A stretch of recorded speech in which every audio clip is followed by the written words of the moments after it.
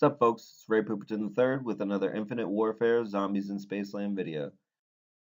Today I've got a complete guide on the main Easter egg, including Fate and Fortune card setup, every SETI-COM location and strategy for defense, and a complete boss fight setup and strategy as well. As always, I've collected all the footage and vital info to create a truly complete guide for y'all. Before you start, I recommend a few things on your Fate and Fortune setup. For Fate cards, I always play this map with Best for Last active. The last 4 bullets in your mag will have increased damage, which is incredible for the wonder weapons, which will be exactly what you use to defeat the alien pod. Then when you're done with the egg and you pack-a-punch them, it is a constant damage boost since they all hold only 2 in the clip and auto reload. Another one I recommend is scoped dollars. Combined with the technique of wearing them down with the M1 and meleeing and getting headshots with scoped dollars activated is the second best way of maximizing points early. For the best way to get a ton of points early rounds, check out the Gamer Couple's video on using the Forge Freeze to farm points. It is very effective if you have a little patience, as he says. Their channel is in the description. Another great Fate card is Static Shock. It can be very effective while defending the Seticoms. Nade Party is a good one to pop on for the Headcutter's battery step, where you chuck cryo grenades at the Yeti blow-up.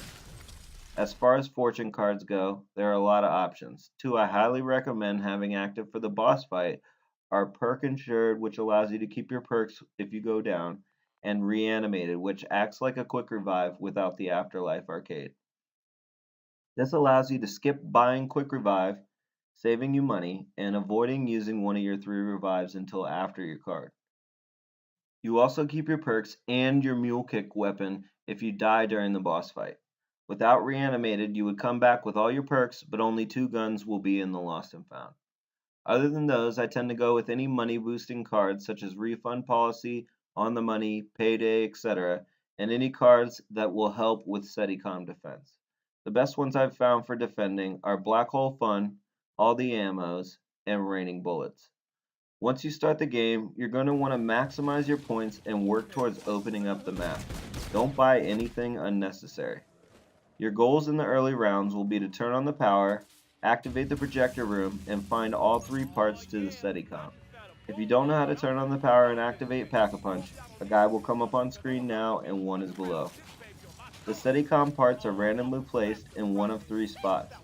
One part will always be in the spawn. The first location you will cross, coming from spawn, is the spawn for the boom box. If you take the door on the left side, it will take you on the path closest to the water. Look behind the popcorn cart on your left. The second possible spawn is for the calculator, which could be here on the bench in front of the Pack-a-Punch. The last spot is all the way at the opposite end to the right of the Polar Peaks entrance. Next to the slides on the bench is a spot for the umbrella. Spawn 2 of 3 for the umbrella is in Journey next to the button to turn on the Star Mission trap in the corner. Spawn 3 of 3 for the umbrella is in Polar Peaks on the gift shop counter. Spawn 2 of 3 for the calculator is in the arcade on the top floor, sitting on a trash can on the right side. And spawn 3 of 3 for the calculator is in the Kepler system on the bench opposite the chromosphere. Spawn 2 of 3 for the boombox is also in Kepler on the counter next to the power switch. And the final spawn for the boombox is in the basement break room on the counter. This one I always save for last, reason being the basement door does not need to be opened naturally in the beginning steps, so to save money, I hope for one of the other 2 spawns. Now that you've grabbed all the Seticom parts, the power is on, and the Pack-a-Punch is open, go into the projector room. If you have enough to Pack-a-Punch the starting pistol and grab bomb stoppers for $1,500, then do that for the next step. If not, just activate the UFOs on the table and leave. After you have all the pieces and have been in the Pack-a-Punch, the following round, 4 loud Simon Says tones will play. If you do not enter the Pack-a-Punch, the sound will not play and you won't be able to continue with the Easter egg. Go to the DJ at whichever of the 3 Cosmic Tunes locations he's at and interact to get the Seticom from him. You will see it flash on the screen and it will be in your inventory. The next step is the Seticom defense step. So once you have the Seticom in your inventory, get to the end of the round and run around the map to each of these 7 locations until your screen shakes and a prompt to place the part comes up. This will be your defense spot for that round.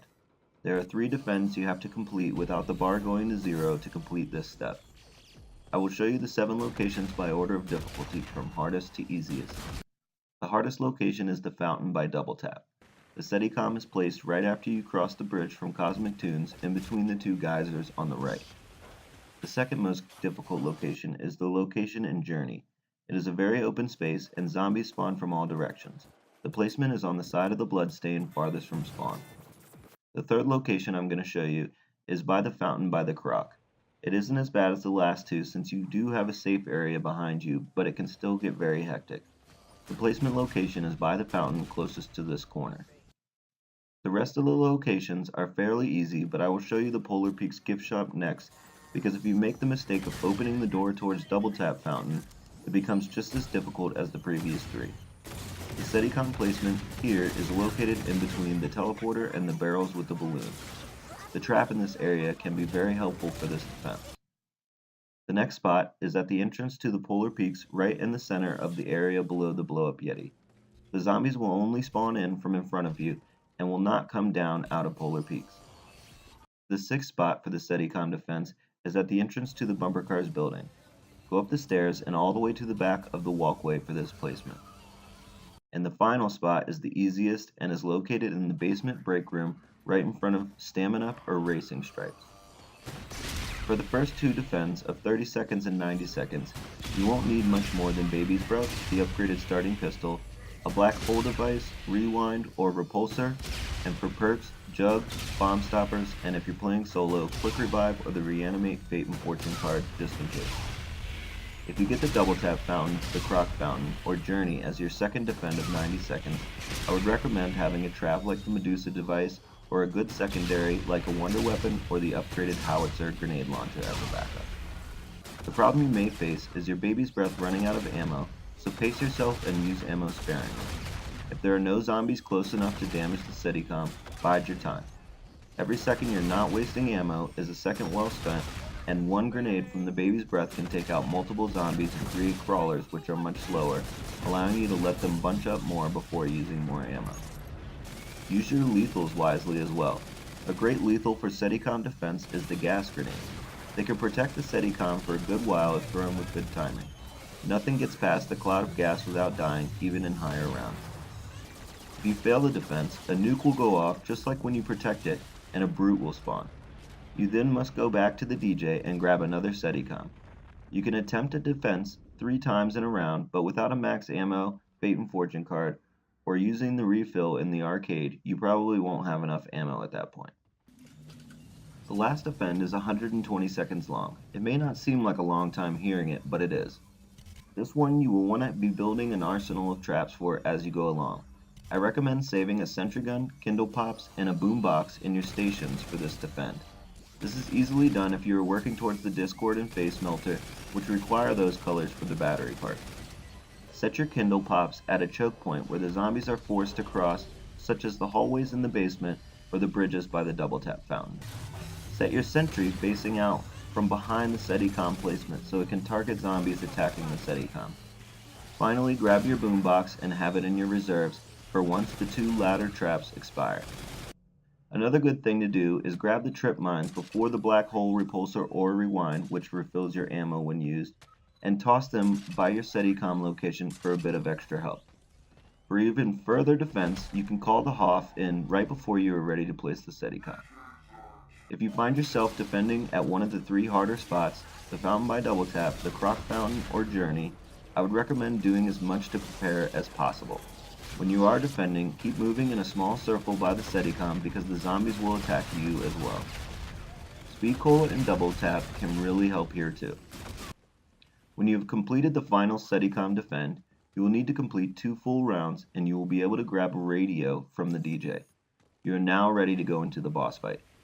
Before you do that, I highly recommend getting at least 2 of the wonder weapons. My 2 favorites are the Head Cutter and the Discord, but they are all equally as damaging to the alien boss. I also highly recommend having racing stripes because you will need to train a horde of zombies while fighting the boss and for the Simon Says step before it. Another great thing to have is the cryo grenades and a boombox.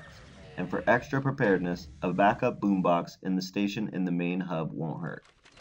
These will allow you to get the zombies off your back while you attack the alien boss. The exits from the main hub will be blocked off once you start, which is why Perk Insured is so awesome.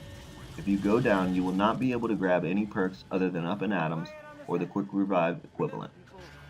Once you are prepared, activate Best for Last and place the radios on all 4 of the panels around the Pack-a-Punch teleporter in the main hub of the map.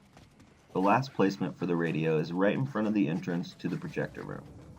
Once they are all placed, to activate the boss battle sequence, in solo you simply press the interact button on one of the radios, and in co-op you must do this simultaneously. The 4 radios will light up in 4 different colors: green, blue, red, and yellow. Here's where playing solo makes this Easter egg much easier. You can pause. So if you're playing solo, pause it and write down the sequence. Here's how I set this up. I create a cross sort of like a directional key. In this case, north is Polar Peaks, south is Spawn, west is Journey, and east is Kepler system. For each direction, I put a letter representing the color assigned to that direction. If you're playing co-op, whoever is the strongest trainer will need to write this all down while training zombies, which is no easy task. After a bit, the colored beams will disappear. Train your zombies up into a nice tight horde, and soon the UFO overhead will flash a color sequence. Again, if you're in solo, you can take note of the first 3 colors, pause it, and write down the sequence. Once all 4 colors are flashed, the beams on the ground will go white again, signifying you need to put them in correctly. You may need to drop a boombox here if the sequence is awkward and you need to backtrack because it is timed, so on top of putting in the sequence wrong, if you do not do it in time, you will fail. A Simon Says fail is indicated with an audio cue, and a brute will spawn if you put in the wrong sequence. Every time you get one correct or fail one, the first zombie you kill will drop a max ammo, so if you spawn a brute, take him out as quickly as possible with the wonder weapon, and kill a zombie to spawn yourself a max ammo and refill. The wonder weapons are the only weapons powerful enough to take out the alien boss fairly quickly, so you will want full ammo when you face him. Do the Simon Says process 3 times successfully, and your horde will turn into clowns, one by one. Kill enough clowns, and you will hear Willard say, "Just when you thought it was safe in Spaceland," and the alien will spawn by the teleporter. If you are playing co-op, there will be 1 alien for each player, yet another reason solo is your best bet for your first Easter egg run through. To defeat the alien, you must shoot him in the colored orb around his neck. The color changes according to his remaining health. It starts out green, goes to orange, then yellow, and is red right before he is about to take an official hit. You will need to hit him the classic 3 times to defeat him. He will teleport around on top of the buildings, shooting a ball of energy at you that damages you severely and slows you down. After 3 teleports or so, he will teleport to the ground and you can really load into him. What I like to do is follow him around for his 3 teleports on top of the buildings. If you are close enough to him and hidden from the blast by the awning overhead, the ball of energy will hit the roof of the building he is on. If you are not close enough to do this, just use the teleporter in the center as cover until he teleports to the ground. When he is finally red, make sure he is on the ground before you fire at him, because once you hit him enough, he will fall to his knee, and as soon as the force field is gone, you will need to run up behind him and melee his back. You will know you got 1 of the 3 hits on him when an explosion sounds and he throws his arms out and his head back in pain. This is where your boombox and or cryo grenades will be very useful. If you do not hit him in time, you will need to start over from green. So if you think you're going to be unable to loop around and melee him in time, drop a boombox close to him or chuck your cryo grenades at your horde and run over and smack him. You will receive another max ammo after every fail or success, so take advantage of those. To run out of ammo means rip, since you cannot leave the main area until the boss fight is complete. If you have trouble with running out of ammo, it may be wise to have a pack-a-punch wall weapon in this area, such as the Oni, as one of your primaries, just in case. Repeat this process twice, and on the 3rd hit, you can just load into him even when he's up on the buildings, because once you wear him down to red and get the final hit, he will explode and the boss fight will be complete. Congrats, the hard part is over. After he dies, a fuse will appear in front of the teleporter entrance. Grab that and head into the projector room. Place the fuse in the Pack-a-Punch, and this will allow you to double Pack-a-Punch regular weapons as well as Pack-a-Punch the Wonder Weapons. Pack at least one of your Wonder Weapons and return to the map. The UFO will now be flying around above the spawn and main hub, and there will be 5 blue lights on the Spaceland sign. You must shoot 4 of the lights with your packed Wonder Weapon, leaving the topmost light blue. When the UFO is directly above the teleporter, shoot the final light and a beam of light will shoot out of the teleporter and hit the UFO, causing it to crash into polar peaks. The soul key for this map will spawn in front of the teleporter. Walk up and interact to grab it, and the Easter egg is complete. It has been confirmed that this soul key will play a part in a cross-map super Easter egg, and has been speculated that the 4 soul keys from each Easter egg of all the maps will need to be placed inside the soul jar in the projector room for part of the said super Easter egg. But that's all there is to it. I hope this guide was of some help. Thank you for watching. Subscribe for more. Likes are appreciated. Peace!